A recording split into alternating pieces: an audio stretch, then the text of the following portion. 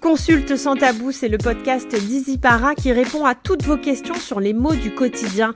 Vous savez ce que vous avez un peu honte d'aborder avec votre pharmacien. Sans tabou, on en parle avec des professionnels de santé. Bienvenue dans ce nouvel épisode de Consulte avec EasyPara. Aujourd'hui, on aborde un sujet intime, mais ô combien important, la prévention des mycoses vaginales.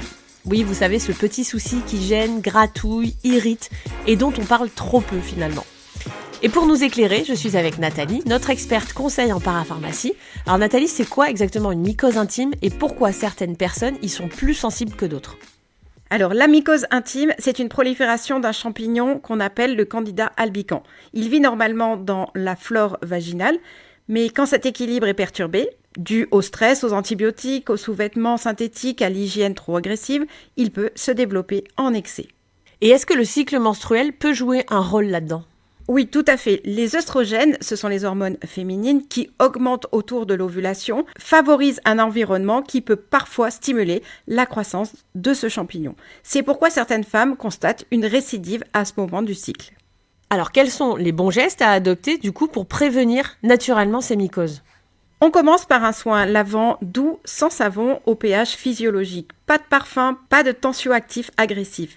On privilégie les culottes en coton, on sèche bien la zone après la douche et on change régulièrement de protection hygiénique. En période de risque, par exemple les règles, les antibiotiques, la piscine, on pense aux probiotiques vaginaux et oraux. Ils aident à maintenir et restaurer l'équilibre naturel de la flore.